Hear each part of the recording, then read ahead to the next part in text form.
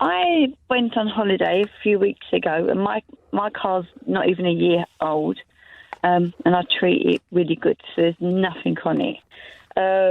I booked a meet and greet at the airport, and when I returned to the car, obviously you check it over, and I noticed that there was some damage to my car.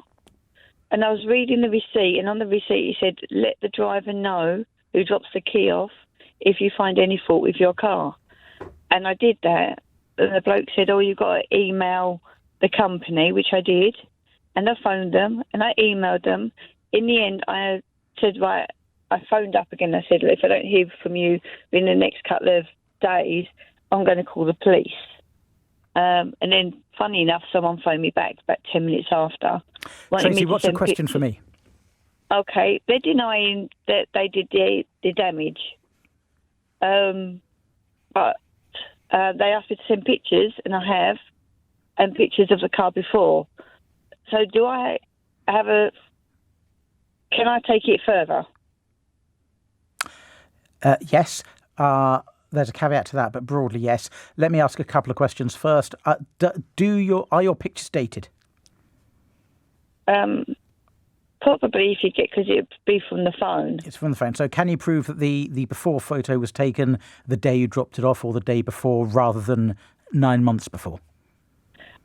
Yeah, I'd be able to prove that it was they were recent. And the after photo, can you prove that was taken the day you received the car back or within a day or so? Okay. What was the damage out of interest? Was it bad?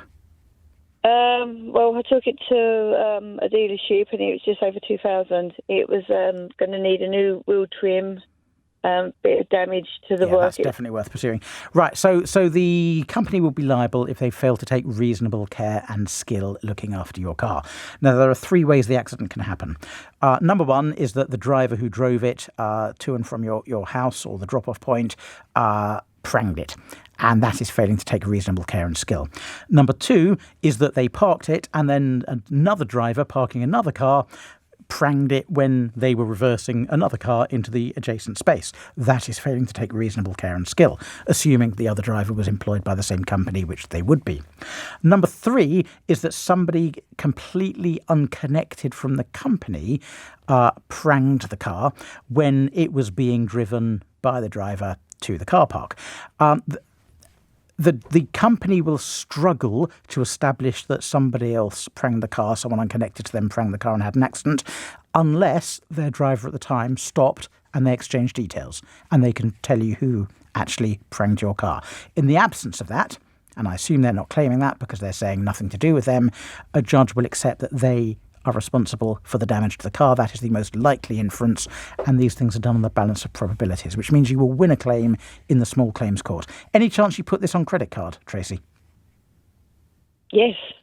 Good. In which case you can make a claim under Section 75 of the Consumer Credit Act.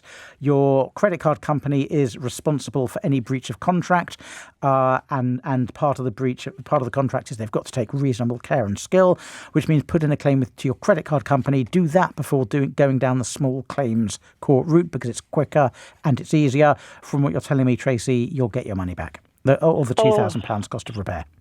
I'm so glad. It was last minute. I thought, credit card. Good for you. Well done. Everyone's.